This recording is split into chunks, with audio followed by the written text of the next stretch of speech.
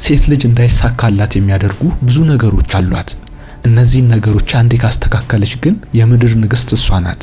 ሴት ልጅ እንዳይሳካላት የሚያደርጉት ነገሮች ጠላቶች አይደሉም፣ የገዛ ልማዶቿ እንጂ። ብዙዎቻችሁ ስኬትን ሩቅ ቦታ ተፈልጉታላችሁ፣ እሱ ግን ያለው እጃችሁ ላይ ነው።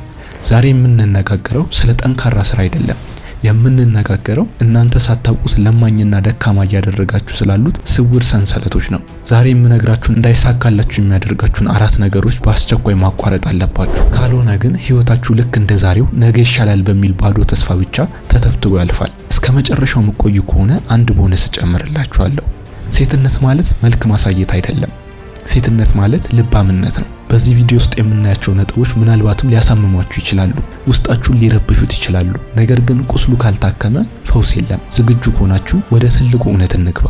አንደኛ፣ አይሆንም ለማለት መፍራትና ሰዎችን ለማስደሰት መሞከር። ይህ ጉዳይ የበርካታ ሴቶችን እድሜና አቅም የያዘ ጉዳይ ነው።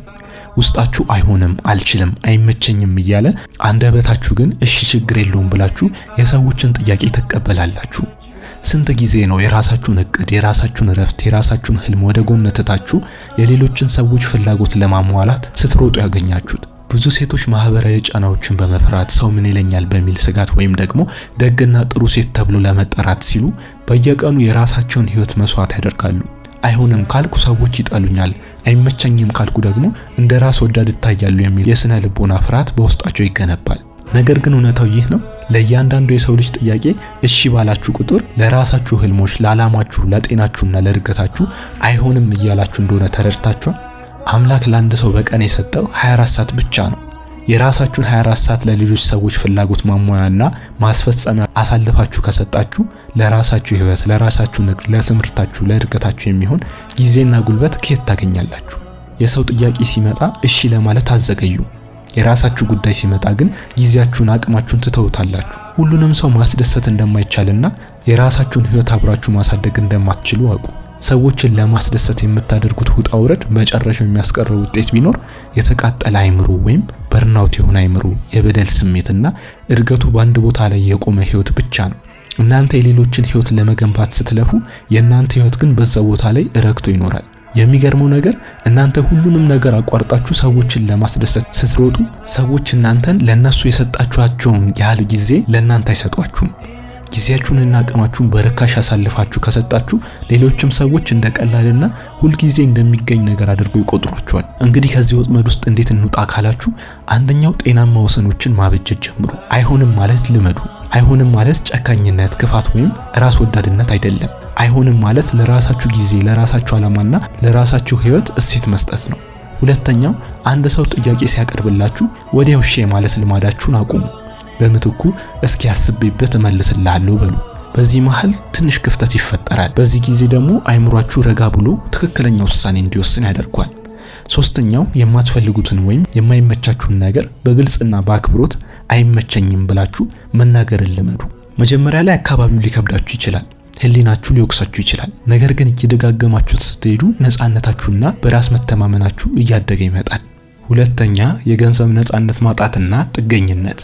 የገንዘብ ነፃነት ማጣትና የኢኮኖሚ ጥገኝነት የሚፈጥረው ጉዳት የቁሳቁስ እጥረት ብቻ ሳይሆን ጥልቅ መንፈሳዊና ስነ ልቦናዊ ቁስል ነው። ከሳይንሳዊና ከመንፈሳዊ አንጻር ሲታይ የሰው ልጅ ነፍስና አይምሮ የተፈጠረው በነፃነት፣ በፈጠራና በራስ አቅም እንዲመራ እንጂ በማንነት ስብራት ውስጥ እንዲኖር አይደለም። ጥገኝነት ይህንን የተፈጥሮ ስርዓት ሲያዛባው በሰውየው ውስጣዊ ማንነት ላይ ከፍተኛ ውድመት ያስከትላል። በስነ ልቦና ጥናት መሰረት አንዲት ሴት በኢኮኖሚ ጥገኝነት ውስጥ ስትወርቅ እየቻሉ ያለመቻል ስሜት ውስጥ ትገባለች። ይህ ማለት በተደጋጋሚ በሌሎች ላይ በመታመኗ ምክንያት የራሷን ችግሮች በራሷ መፍታት እንዳትችል እንድትሆን ያደርጋታል። የአይምሯ ክፍል የሆነው ራስን የመቆጣጠር ስሜት ወይም ሴንስ ኦፍ ኤጀንሲ እየመነመነ ሲሄድ ውሳኔ የመስጠት አቅሟ ይሞታል። በሳይንሳዊ መንገድ ሲተነተን ይህ የማይቋረጥ የጥገኝነት ህይወት ጫና እና ጭንቀት ሆርሞን ማለትም እንደ ኮርቲሶል ያሉ ሆርሞኖች እንዲመነጩ በማድረግ የአይምሮዋን ሰላም ይነጥቃል። ሴቷ በየቀኑ በውስጧ የፍርሃትና ስጋት እንዲሁም በጭንቀት አዙሪት ውስጥ ትዋጣለች። ከመንፈሳዊ እይታ አንጻር ደግሞ የሰዎች ፍጥረት ልዩ ውበትና እሴት የራሳቸው የሆነ አምላካዊ ስጦታና የፈጠራ አቅም ባለቤት መሆናቸው ነው።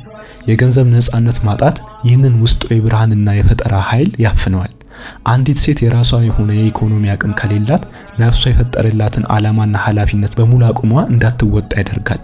መንፈሳዊ ስብዕና እኔ ዋጋ የለኝም፣ ያለ ሌላ ሰው ድጋፍ መኖር አልችልም በሚል የተሳሳተ እምነት ይታሰራል። ይህ ደግሞ በውስጡ ያለው የራስ ክብር ወይም ሰልፍ ወርስ እንዲሁም የፈጣሪን አምሳያነት የመገለጥ አቅም ይሸፍነዋል። ይህ አዙሪት ሴቷን ከመጀመሪያው እስከ መጨረሻው ሰቅዞ የሚይዝ ከዚህ አሰቃቂ የስነ ልቦና እስር ቤት ለመላቀቅ የምታደርገው ትግል ከባድ ስለሆነ በዙሪያችን ያሉትን ህይወቶች ስንመለከት ብዙ ሴቶች ክብራቸውን፣ ስነ ልቦናዊ ሰላማቸውንና ሰብአዊ ክብራቸውን አጥተው ዝም የሚሉት በዚህ ኢኮኖሚ ሰንሰለት ታስረው ስለሆነ ነው።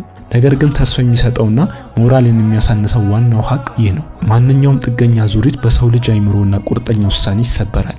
የገንዘብ ነጻነት ማለት ገንዘብን መውደድ ሳይሆን የራስን ህይወት የመምራትና የመወሰን እና ነጻ የመሆን ቅዱስ መብትን ማረጋገጥ ነው። አንዲት ሴት የኢኮኖሚ አቅሟን መገንባት ስትጀምር በስነ ልቦና ውስጥ የነበረውን የፍርሃት ጥላ ይጠፋል።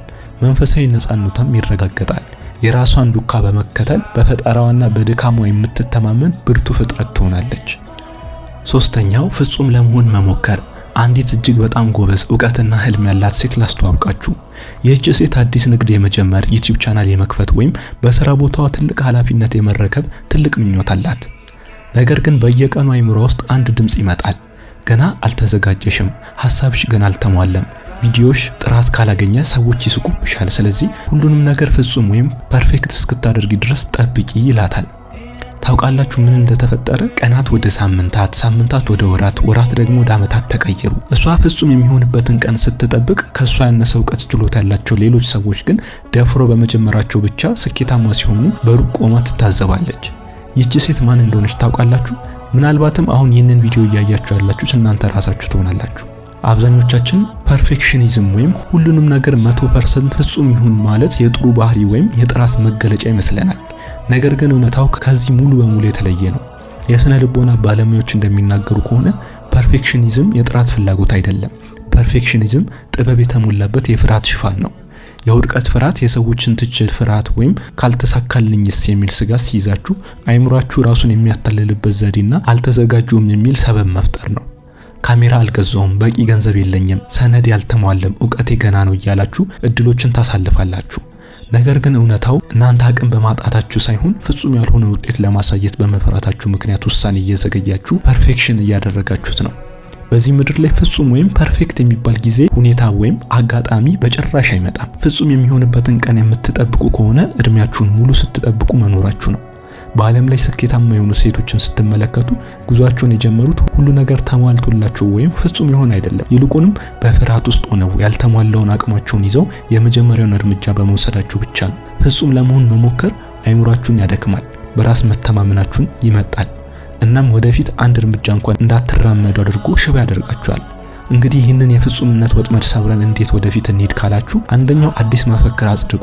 ያልተሟላ እርምጃ ምንም ካለመውሰድ ይበልጣል። ከዜሮ የሚሻለው 100 ቁጥር አይደለም፣ ከዜሮ የሚሻለው 1 ቁጥር ነው። አነስተኛ ያልተሟላሽ ነገር ግን እውነተኛ እርምጃ መውሰድ ጀምሩ።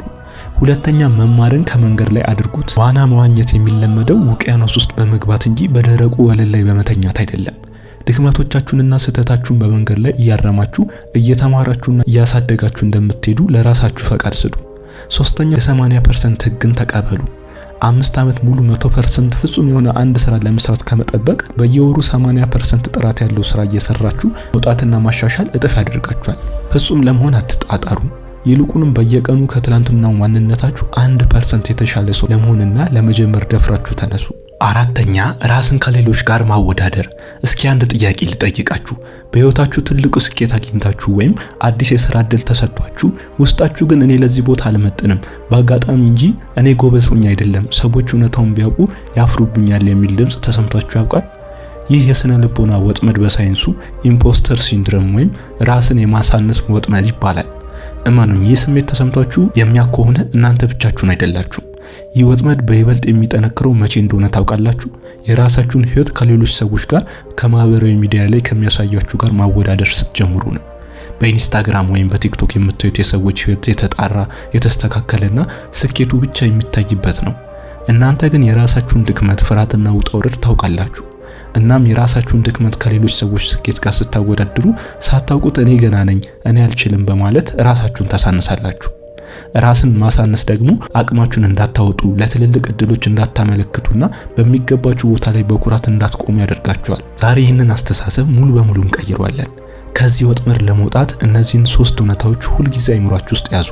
አንደኛ የተካበቱ ስኬቶችን ወቁ። አሁን የደረሳችሁበት ቦታ ላይ የደረሳችሁት በአጋጣሚ ወይም በእድል አይደለም። ደክማችሁበት በለፋችሁበትና ባሳያችሁት ጥረት ነው። ስኬታችሁን ሙሉ በሙሉ ተቀበሉ፣ አክብሩት። ሁለተኛ ውድድራችሁ ከትናንቱ ማንነታችሁ ጋር ብቻ አድርጉ። የሌሎች ሰዎች ጉዞ የነሱ ነው፣ የናንተ ጉዞ የናንተ ነው። መስመር ተሻግራችሁ የሌላውን ሰው ውድድር አትዩ።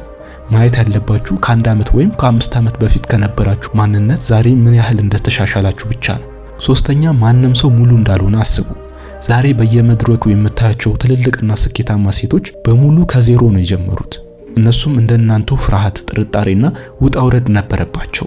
ልዩነቱ እነሱ በፍርሃታቸው ውስጥም ሆኖም ቢሆን ወደፊት መራመዳቸው ብቻ ነው።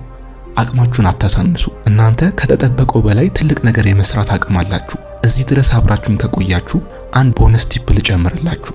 እሱም ራስን አለመንከባከብና ራስን ከመጠን በላይ ለማይሆን ነገር ማባከን ነው። እሺ 4ቱን ዋና ዋና ነጥቦች ተነጋግረናል። ነገር ግን ይህ ቪዲዮ ያለ አንድ በጣም አስፈላጊ ቦነስ ነጥብ ሙሉ ሊሆን አይችልም። ይህ ቦነስ ነጥብ አብዛኞቻችንን እንደ ትልቅ ስኬት የሚያስቆጥረን ነገር ግን በረጅም ጊዜ ውስጥ አቅማችንን ጨርሶ ህይወታችንን የሚያመክን አደገኛ ስህተት ነው። ራስን አለመንከባከብና የውስጥ ኃይልን አለመመገብ ነው። በብዙ ማህበረሰብ ውስጥ ሴት ልጅ ለሌሎች ስትል ራሷን አቃጥላ የምትኖር፣ ጠዋት ማታ ሳታርፍ መልፋት፣ አእምሯን አካሏን ሳታሰለች ጠንክራ መስራት ብቻ የብቃት መለኪያ ይመስለናል። ነገር ግን እውነታው ይህ ነው። የተቃጠለ ሻማ ለሌሎች ብርሃን መስጠት አይችልም። አስቡት፣ ስልካችሁ ባትሪው አልቆ 0% ሲገባ ቻርጅ ሳታደርጉት መጠቀም ትችላላችሁ? አትችሉም። ታዲያ እንዴት ነው የእናንተ አካል፣ አእምሮና መንፈስ ሙሉ በሙሉ ደክሞና ባዶ ሆኖ ሳለ በትምህርታችሁ፣ በስራችሁ፣ በቤታችሁ ትልቅ ውጤትና እድገት እንዴት ነው የምታመጡት? ራስን አለመንከባከብ፣ በቂ ረፍት አለመውሰድ፣ የአእምሮን ሰላምን አለመጠበቅና አካላዊ ጤናችንን ችላ ማለት መጨረሻው የአእምሮና የአካል ሙሉ በሙሉ መዛል ነው።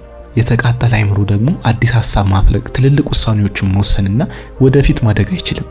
ራሳችሁን ሳትንከባከቡ የምታመጡት ስኬት በሙሉ ጊዜያዊ ነው። ስለዚህ ከዛሬ ጀምሮ ራስን መንከባከብ እንደ አላስፈላጊ ቅንጦት ማየታችሁን አቁሙ። ራስን መንከባከብ የእድገታችሁ ዋናው አካል ነው። እረፍትን እንደ ስራ አካል ቁጠሩት። መስራት ብቻ ሳይሆን ማረፍ የስኬት አካል ነው። በየቀኑና በየሳምንቱ ለራሳችሁ ብቻ ሳይሆን አእምሯችሁን የምታሳርፉበትና ቻርጅ የምታደርጉበትን ጊዜ መድቡ። አእምሯችሁን እንደ አካላችሁ መገቡ። ጤናማ ምግብ ተመገቡ፣ እንቅስቃሴ አድርጉ፣ አእምሯችሁን የሚያስደስቱ መጽሐፍትን አንብቡ፣ የሚወዷችሁን ሰዎች አናግሩ፣ ራሳችሁን አክብሩ። እናንተ ለራሳችሁ እሴትና ቦታ ካልሰጣችሁ ዓለምም እሴት አይሰጣችሁም። ራሳችሁን ስታከብሩና ስትንከባከቡ እድገታችሁ ጤናማና ዘላቂ ይሆናል። ውድ የቻናላችን ተከታታዮች እነዚህን ነገሮች ተግብራችሁ ራሳችሁን ወደ ተሻለች ሴት፣ ወደ እንቁ ሴት መለወጥ ትችላላችሁ። ልባም ሴት ማለት ደግሞ የተነገራትን የምትሰማ፣ የተነገራትን ምክር ተግባራዊ የምታደርግ ናት። በቀጣይ ከዚህ የተሻሉ ቪዲዮዎች እስከምንገናኝ ቪዲዮውን ላይክ፣ ሰብስክራይብ እንዲሁም ሼር በማድረግ አብሮነታችሁን አሳዩ። መልካም ጊዜ፣ ጥሩ ህይወት ለፍጥረታት ሁሉ እንዲሆን እንመኛለን። ከኤሊሁስ